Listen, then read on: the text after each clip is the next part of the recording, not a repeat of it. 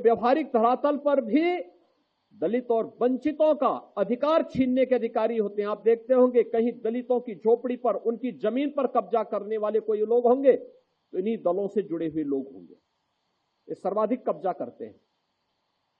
और ठीक बात है कि सरकार का डंडा है, सरकार उनको ठीक भी करती है, दुरुस्त भी करती है कि जिससे वे लोग गरीबों की, वंचितों की जमीनों पर कब्जा न कर सके।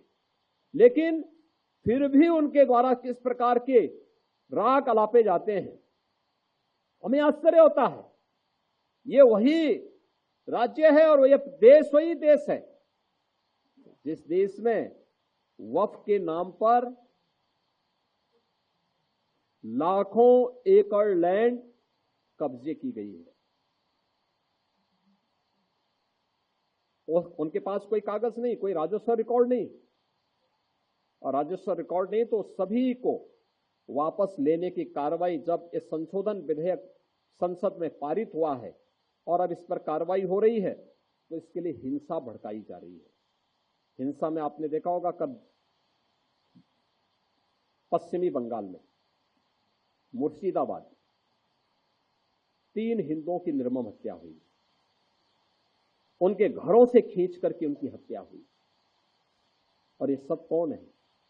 ये सभी वही दलित हैं, वही वंचित हैं, वही गरीब हिंदू हैं जिसको इस जमीन का सर्वाधिक लाभ मिलने वाला है।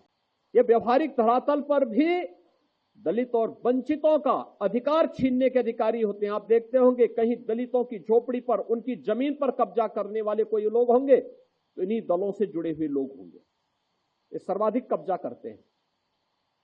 और ठीक बात है कि सरकार का डंडा है, सरकार उनको ठीक भी करती है, दुरुस्त भी करती है कि जिससे वे लोग गरीबों की, वंचितों की जमीनों पर कब्जा न कर सके।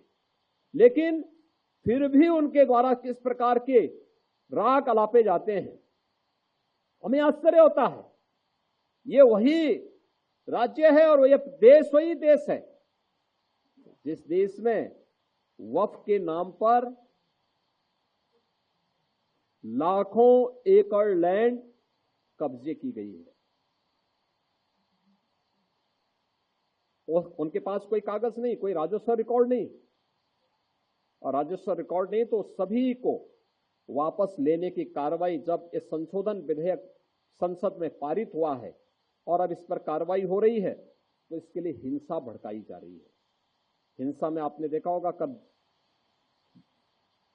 पश्चिमी बंगाल में मुर्शिदाबाद 3 हिंदुओं की निर्मम हत्या हुई, उनके घरों से खींच करके उनकी हत्या हुई। और ये सब कौन है? ये सभी वही दलित हैं, वही वंचित हैं, वही गरीब हिंदू हैं जिसको इस जमीन का सर्वाधिक लाभ मिलने वाला है।